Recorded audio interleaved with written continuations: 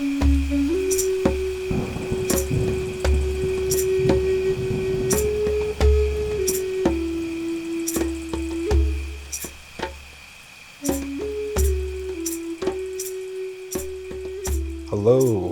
and good day to you.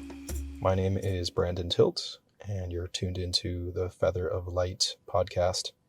This is a podcast where I like to sometimes introduce mental health topics. Other times I'll go into philosophy or maybe things related to spiritual wellness.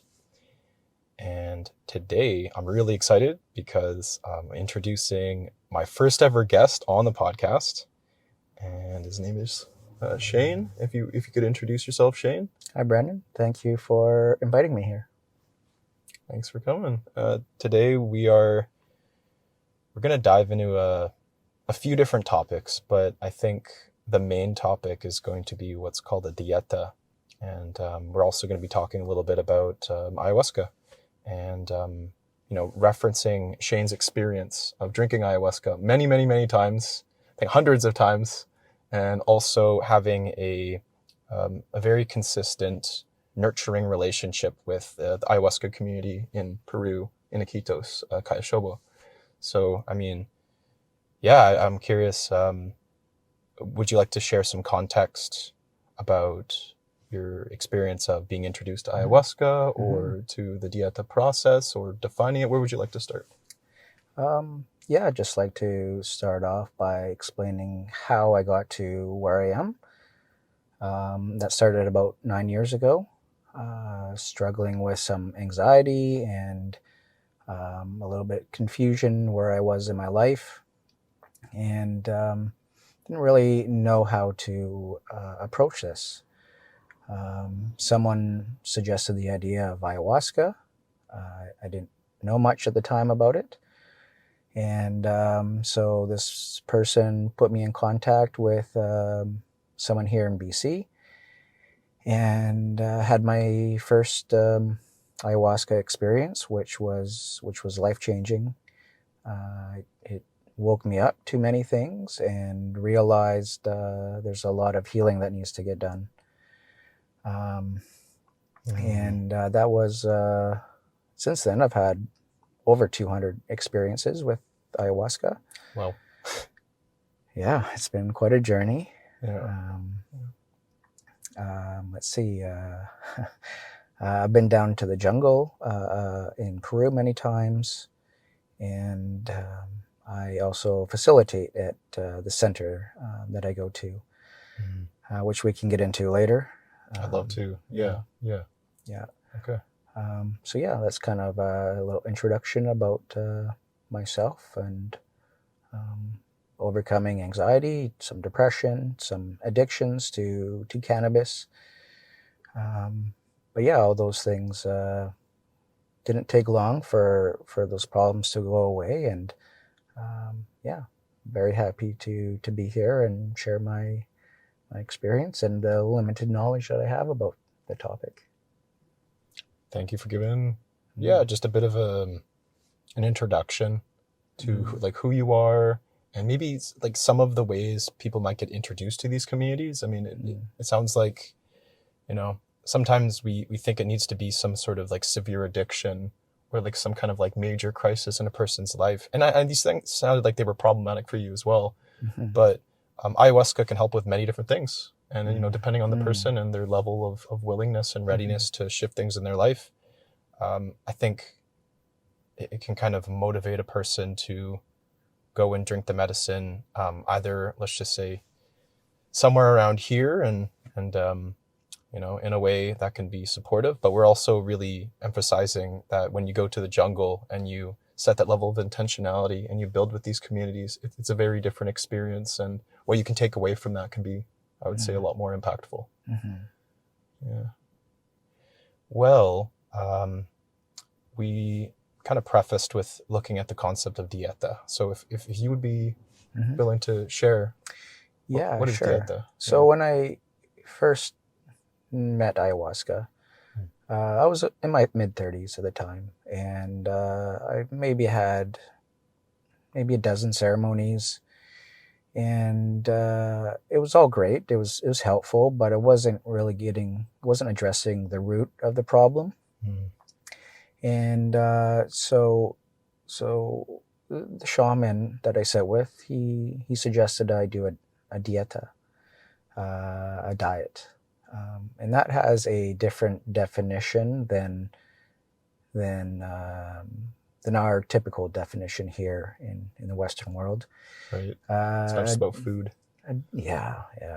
A dieta is a prescribed master plant that the shaman sees that you need, and a dieta is an intimate relationship with a certain plant that has healing and or teaching abilities. And so the first diet that he suggested is I work with this plant called Bobansana and Aho Sasha. And I did a 4-month dieta with these two plants. Right off the bat, 4 months? Yeah. It's pretty long. Yeah. But it changed everything. It is the real magic of the plant world. And ayahuasca is as good as it is. It's just the doorway to the plant world. Yeah. It's a diagnostic tool more than anything else. That's how the shamans use it. And I know people here in the West, they use it as a way to have a journey and thinking they're going to have some life-changing experience. And that can happen, but it's really the dieta that gets to the root of the problem. And it raises your level of consciousness. It shows you many things. It unearths a lot deep inside of you, and it brings it to the surface. And it really does a lot of healing work in the dream world. And every night you'll have lots of dreams. They're very typical dreams of a dieter. There's many, but I won't get into too many of them. But so you got to follow some very strict dietary restrictions while you're on this dieta. Should I go over those? Yeah, it starts off about food. So just tell us about the restrictions. There's a bunch. There's no salt. That's a huge one. No sugar, no red meat, no dairy, no citrus, no spices, nothing like garlic or anything like that, anything too strong. No fermented foods, no pork. Basically, the only thing a dieter would be consuming would be vegetables, some chicken, some fish, and some fruits that are not overly sweet, and some grains too, like quinoa or some rice, and potatoes are okay as well. So that's very simple diet. Very, very bland, very simple, and that allows the plants to do their work. If you have something that's spicy and it's shocking to the plant. The plants don't like the salt. It can disrupt your diet severely, and so it's best to just avoid those while you're on this on your diet journey. And a typical diet journey would be 2 months to 6 months. If you're in the jungle, it's a lot shorter there. A typical retreat would be about 2 weeks long, and you do a diet there, but you don't have the distractions like you do here. It's very noisy. It's very even just socially disruptive. Oh yeah. So you want to be quiet. You want to be ideally, you want to be laying in your hammock all day, smoking some mapacho, just relaxing, looking inward. Having those difficult conversations with yourself.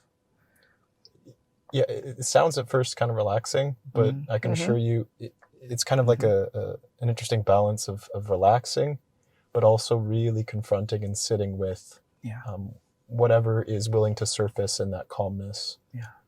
It's the healing journey is not easy. It's not a vacation. No, no, Just, not at all. Yeah. It can be very rough, and then you add ayahuasca ceremonies in there as well, and it can be very difficult if there's a lot of trauma that you're dealing with, a lot of pain during ceremonies. But you got to go through that darkness to get to the light. And the diet is the best way to heal that ancestral pain or some trauma that you have from childhood or just throughout your life. And so the diet is kind of like, there's a few ways to describe it. It's kind of like a pregnancy. You have this small, very small seed inside you, and it's slowly growing and growing.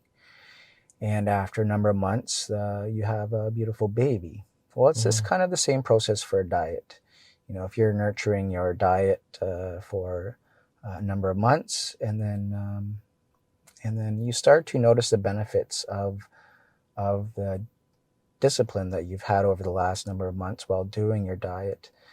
And is when the diet is over, is when you start to notice the beautiful effects of the gift of the plant. And it's very common to see the benefit after the diet is closed of your plants. Okay. It's a confusing topic, and I'm trying to make it as short as possible, but clear as I can over this short conversation. I think you're describing it very well, because it's also something that it is kind of abstract to describe in words as much as when you experience it. There's so much that's happening in your body and in your spirit that just doesn't really make sense in terms of words. But I think the way you're describing it sounds very much like when they introduce you to the idea of the dieta on the Kayashoba website, or when the shamans talk about it, or the facilitators talk about it, they are kind of just trying to introduce it like you're nurturing this thing. It's like a relationship in a way. It could be like maybe a parental relationship. I'm curious, just for my own curiosity, what would you describe the relationship to be like, if you could compare it to, say, like familial, or is there a way you can kind of compare it to a human relationship? Does that make any sense? I know you've described it somewhat to feel almost like a teacher or a partnership, but I mean, I don't know. Does that make sense? Well, the Shipibo people see these master plants as people. They treat them as a person. Yeah. They treat these plants with respect, as if they're treating you or someone else with respect. Yep. You see the spirit of these plants, and they're often human-like in shape. Not always, but often. And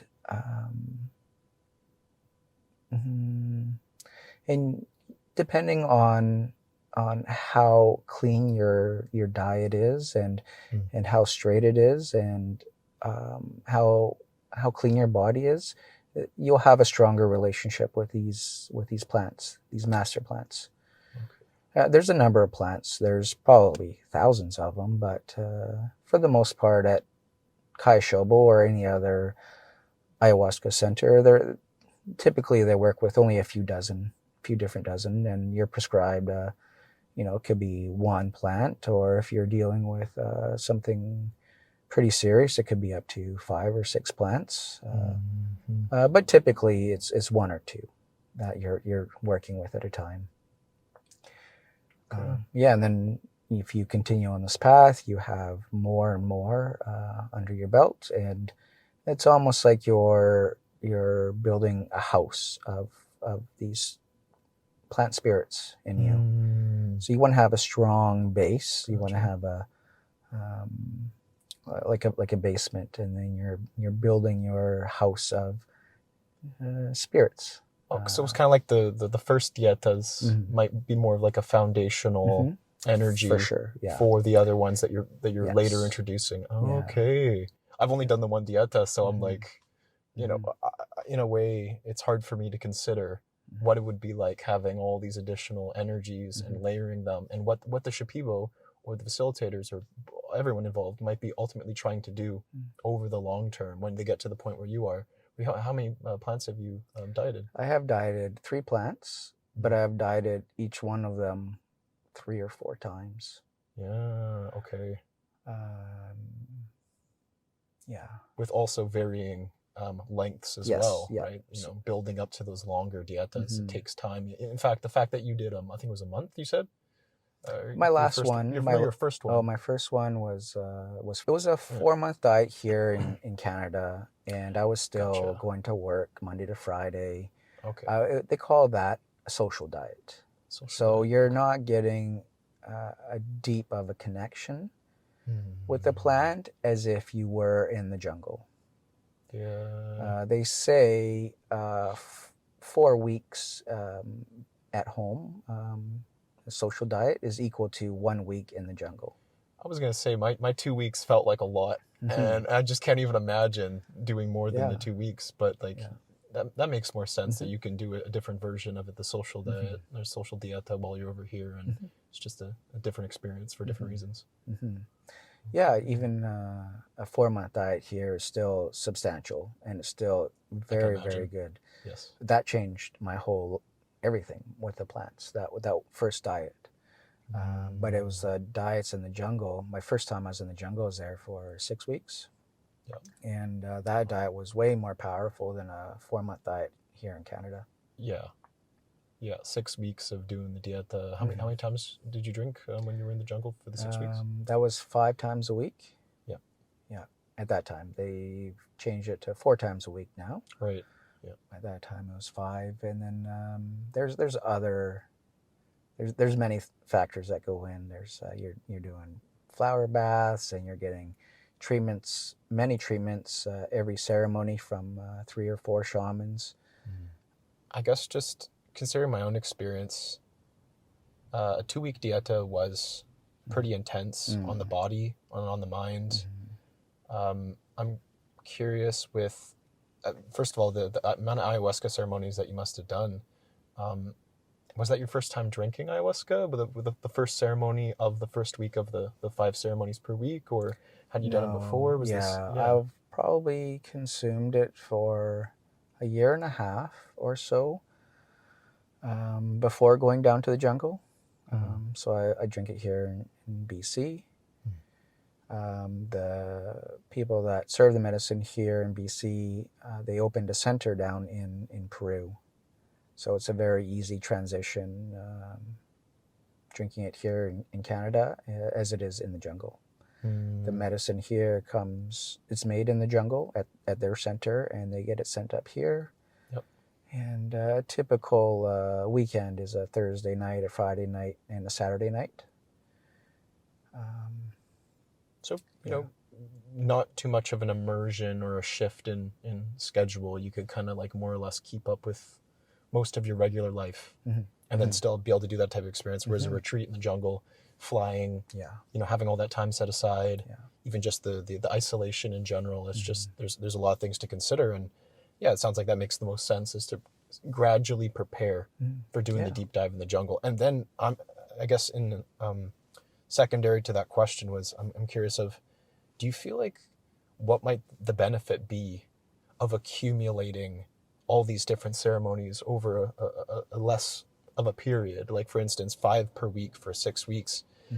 Most people probably can't even imagine what it's like to do a few ceremonies. And I'm curious, like, once you get later into the maybe 10 plus range, kind of like what do you feel like is happening there? Just kind of your perspective of that.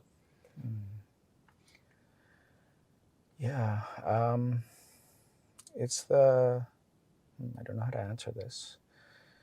I'm just personally curious. I've always kind of thought about it. Maybe I have an idea how I want to answer it, but can you rephrase that question? Maybe let me think about it. It's like, once you hit a certain point, I can imagine maybe you're ready to go deeper. That's kind of what my impression of it is. And I almost feel like for me, it was the first at least couple ceremonies. It's kind of like you're just getting introduced. And I feel like for you, already having been introduced, you probably were already going relatively deep, but I'm kind of curious the difference between the first 5 ceremonies and maybe the 10th or 15th. Yeah. Okay. Yeah, if you could maybe Yeah. describe that, if Yeah. it's possible. Well, the first, to be honest, the first, I don't know, first couple of years, it was tough. It was, you're clearing away um, a lot of ancestral trauma and Yep. a lot of pain, and once you start drinking this medicine, it's like a mirror in front of you. Um, and so you realize all the mistakes that you're making in your life with your regular diet and Can't really avoid these things as much. consumption of TV and music and the people who I hang around with. All of that had to change because of this mirror in front of me. I seen it was doing everything not the best as I should be doing it. So in that sense, it really changed. It shifted a lot. My mindset, what I'm exposed to, and so I had to make a lot of big changes in the first 10 ceremonies, 20 ceremonies. That lasted for quite a while. I needed a lot to clean up in my life, and it takes time. The plants grow slow and they heal slow, and they show you things at a slow pace. Too much all at one time is not going to do any good. So everyone heals at their own speed, and there's no race at all. And I'm grateful for the slowness of the plants. They've given me a lot of time to reflect on myself and my life, and now I'm still always reflecting. There's still always that mirror there. I'm still always making small adjustments. And would you say that's the dieta in a way? Well, that's both. The dieta and the ayahuasca is showing me all these things, and every plant I diet is different. They all have different healing abilities. So one plant is teaching me about boundaries, and another plant is bringing in light, and another plant is bringing in self-love, and then it branches off from all of those. So every plant diet is slightly different. I want to keep dieting more and more plants. I'll leave it up to the shamans to decide what I need is the best. The shamans during ceremonies, when they're diagnosing someone, they can see inside of you, like an X-ray. I get glimpses of it sometimes, but I'm still very new compared to these shamans. I can imagine acquiring that kind of vision would be like seeing for the first time in a way.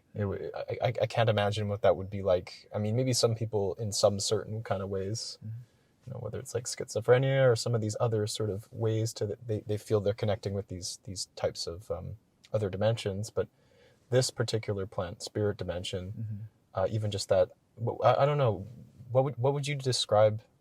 What are they seeing? Are they seeing a different dimension, or do you feel like it's just some sort of ability that the shamans are maybe kind of when they're diagnosing someone, when they're seeing in this way where they can see through the body? Because I've read about this too. This sounds like this is pretty consistent for shamans once they've really acquired this ability.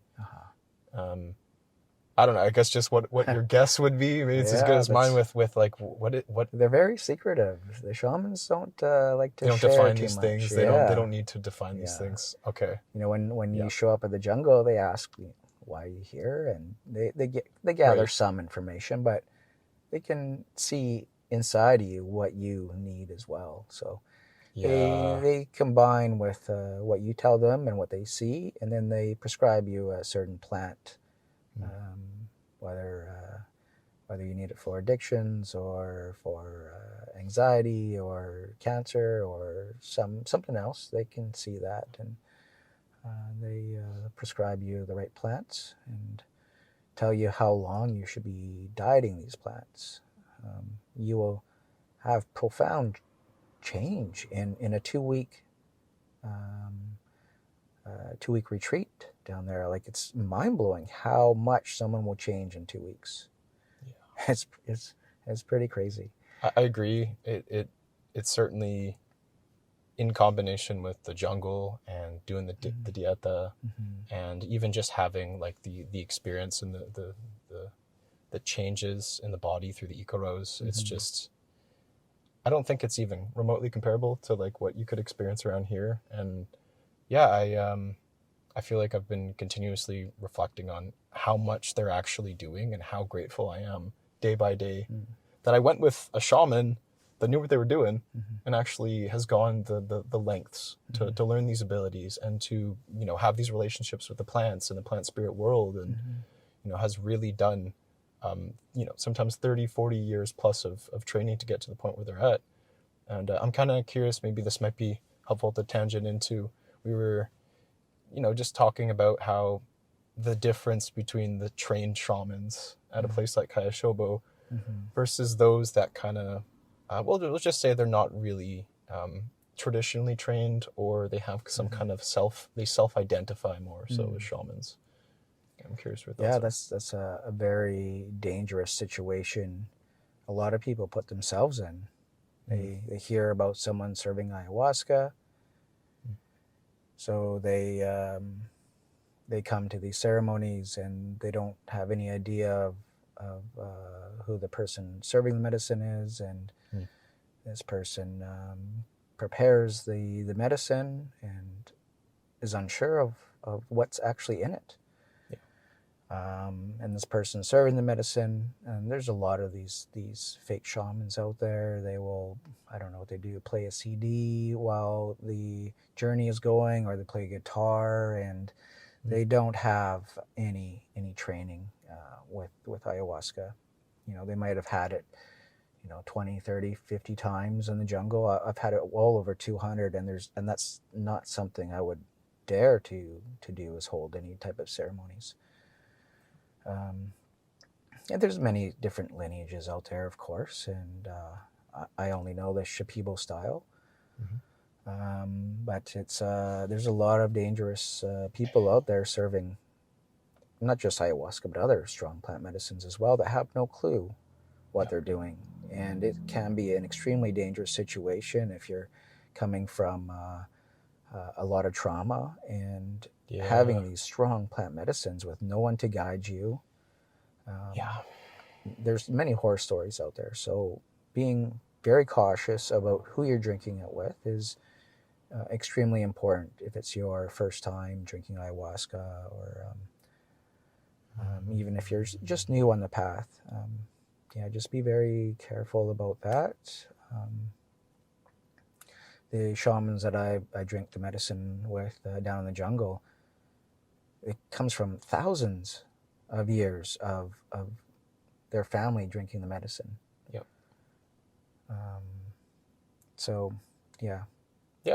Thank you for clarifying. There's clearly a difference there in the level of, you know, I would say it's spiritual safety, I suppose, kind of like, you know, the safeguards that are in place, the protocols, the way the community operates.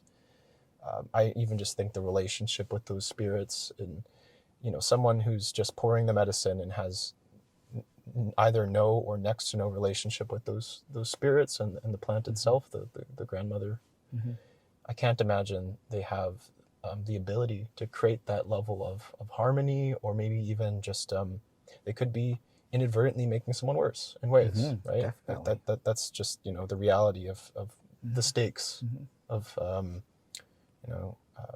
looking for shamans that aren't necessarily trained. And not to get too deep into this, but I also feel like there are those folks that maybe also kind of appropriate the medicines in ways where they're kind of like even sidestepping the role of the shaman, and maybe more so just kind of being like, you know, facilitators, and then not recognizing that introducing a plant, you know, a brew like ayahuasca in itself, it's kind of like you're connecting with the spirit world. And I don't know, I'm almost wondering, it almost feels like I've read about it, I've never experienced it that directly actually. It's like more casually introducing ayahuasca. I'm kind of curious, is that even what would be the point, for instance, if, sometimes they talk about how clinical research would like to introduce ayahuasca isolated as its molecule, and then having people kind of do some sort of therapy with, to me that seems ridiculous, and it doesn't seem like it'd be effective at all. It's been around for who knows how long, many thousands of years. Yeah. And a lot of Western minds try to change it and study it. Kind of patent it. They tried to patent it. And that kind of blew up. Yeah. Thankfully, it didn't ever. That's dangerous. Hold. Yeah. And maybe I should also touch on that ayahuasca is not for everyone as well. At the center that I go to and I facilitate at, it's everyone is vetted to make sure your mind is strong enough to handle these type of medicines. It's certainly not for everyone, and you got to be careful if you're someone that has a lot of trauma or has a weaker mind or a mind that's not ready for ayahuasca. You shouldn't be drinking it with anyone, and a trained shaman would be able to identify that and direct you in a different direction. Having that expertise, having that lens. Yeah, of course. Yeah, that's huge. Yep. Okay. Yeah. I mean, yeah, I feel like this whole topic feels so heavy, and it's a serious it's a serious issue in some cases with these communities, and I feel like maybe just to anchor it to, do your due diligence. There is a value to waiting and finding, a trained expert, a shaman, and also ultimately, checking in with yourself and like, how prepared are you to go on this journey? Do you need to drink ayahuasca to do this inner work? And, if that's something you're prepared to do, just really preparing yourself for it in whatever form. And we also were touching on the brew a little bit, and I'm curious, would you be willing to share anything about, you mentioned the importance of how they know what's in the brew, and how, it feels as though that's one of the issues as well with shamans that don't have that training, is they're maybe not aware of those plants, and they don't have maybe the relationship with those plants. And anything you'd be willing to share about that, just for, you can buy ayahuasca online. You can buy the vine, and it's dried into some kind of not much of a powder, but small pieces of bark. Yeah. And you can buy the chacruna leaf, and someone could buy those ingredients and maybe some other stuff and put it into a pot with some water, make it here in Canada, and call it ayahuasca. Yeah. That's not. Yeah, that's not medicine. In a way. Yeah, there's many problems with that. Yeah. So yeah, that's important too. Is who got it, who made it, what's in it. So yeah, the center that I work at, I go to. There's only 2 ingredients in there. It's just ayahuasca and chacruna. Yep. Other centers will use that, or they'll also add some other plants to make it more of a visionary experience. Not necessarily good, but they'll try and give a Westerner a strong journey experience, right? Which doesn't make it healing. So it's the wrong integrity. Integrity is a really big factor when choosing the right center to go to or the right people to sit with. Yep. Yeah, so that's a huge factor when considering if you're going to go down to the jungle is integrity. Yeah. Yeah, I appreciate you speaking to that, because that is one of the things that I'd like to think it's consistent. I'd like to think there's a lot of integral communities out there, but just due to the magnitude of how many of these retreats exist, and you go to somewhere like Peru, and then there's all these other places in the world, and I would say it's worth doing your research. It's worth understanding what you're looking for in a community. I guess just like more on on a practical level, what do you feel are some things that Kaya does well that really, I don't know, just like embodies that integrity that helps retreat participants do the work? Yeah. It's a very traditional place. They try and make it as just as traditional as possible. It's not a 5-star resort by any means, and it shouldn't be. Yeah. But it's very clean. The food is top notch, and the shamans are some of the best in the jungle. The medicine is incredibly fresh. I really like the floral baths and stuff too. All the treatments in between, I feel people aren't aware of just how much having all these little things that purify the body do help working with the medicine. And also I'd say support you in the dieta as well. You know, the dieta can be kind of taxing mentally. I found that. Yeah, so a quick rundown of what happens during a 2-week retreat is the first 3 ceremonies are really just cleaning you out, and then I guess the beginning of the second week is they call it. I've heard the shaman say this before, that feels like you're being pushed through the eye of the needle, and so. The beginning of the second week is by far the hardest week for everyone, because the cleaning is done, and now the real healing is happening. A lot of stuff your diet is bringing a lot of stuff to the surface, and the Ikiros, the shamans, they're really getting to the root of why you're there and really cleaning it. A lot of people feel like running away, like leaving the center, because it is hard. Yep. But we make sure we remind everyone and tell everyone the process of the 2 weeks, what's going to happen the first few days, the middle of the retreat, and then towards the end. So there's going to be big transformations over the 2 weeks, and the hardest is the beginning of the second week. So the ceremonies 4, 5, and 6 can be very, very challenging, but worth it, because healing isn't easy. It's a very hard journey, but very much worth it. It's the best gift you can give yourself is doing a diet and being in the jungle. Yeah. Well said. Yeah, I mean, it definitely does get really intense, and I just felt like for me, there were certain points where I was just like ready to throw in the towel. I was just like, you know, I thought I could handle this. And, you know, I've done all these things that I thought were comparable, but aren't realistically.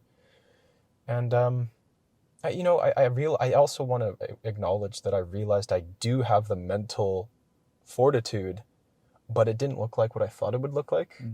Like I reached certain points where I was kind of like, at my wit's end, and I kind of just had to call upon something, anything. It's just like, you know, I had those moments where I was just like feeling so like stuck, and there was no possibility of getting through it. And then it was just kind of like, you know, I realized I had that ability, and whether it was directly within me, whether it was something that I felt like I could call outside of myself, whether it was just really just appreciating the space that was there. I think there is ways the ego kind of like goes through these games of where you're kind of like, I'm in so much pain, I'm so miserable, I can't just be present and be grounded and have gratitude for the fact that these shamans are here, and the privilege we have to have their ikaros, to have their medicine, to be in that land, on that land.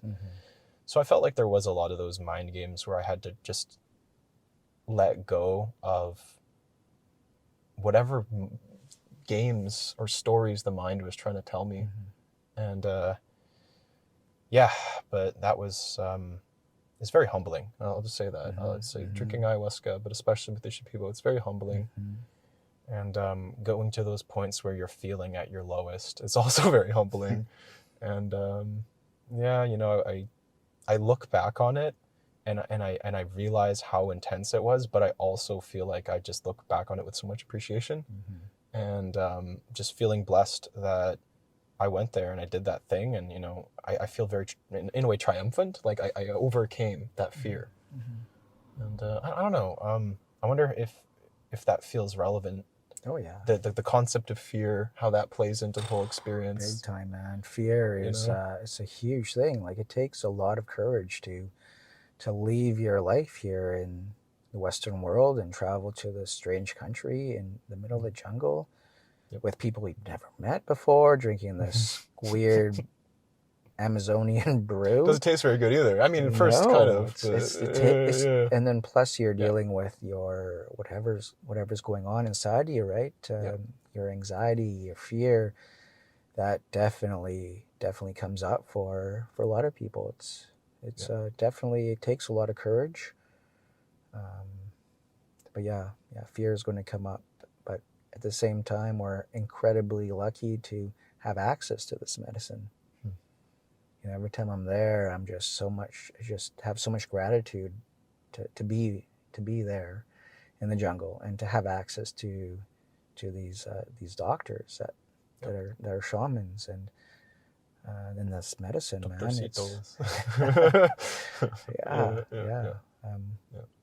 I feel so much gratitude for this life and the medicine, and I'm glad you were able to experience that. I wouldn't have experienced without you, so I just want to say thank you. You know, that was what allowed me to in part have the courage to take that step, to take that leap, because I felt like for the longest time I was like trying to understand ayahuasca, learn about it, but the fear was just so paralyzing that the idea just I couldn't overcome that fear. And I felt like, you know, I did a lot of work, right, to get to that point, but just having you to talk to, right, and having that, well, really just putting my faith in you and the trust that you have with these shamans, that really helped me step up and overcome something that I couldn't have done alone. So thank you. Yeah, it's a scary place, but very safe, and also just a very grounding place. But coming out of your comfort zone in a big way is scary. Yeah. Well, I feel pretty good with this episode. I'm curious, do you have anything else you want to share? Any sort of closing thoughts? You know, this is a topic that can go on for a very, very long time, but I think we lightly touched on a lot of things. So yeah, it was a good conversation. Thank you, brother. Thank you. And if you're interested in working with me one-on-one, please reach out over Instagram, Facebook, or through my email, featheroflightcounseling@outlook.com. I have available slots for counseling. Additionally, I have parts workshops that I'm running each week. So Saturdays at 10 a.m. we'll be meeting this week and each week following, where we can bring in discussions around parts. You can share about things that you're noticing about your parts, and I will offer some education around working with your parts. So thank you so much. Have a great rest of your afternoon. Take care. Bye.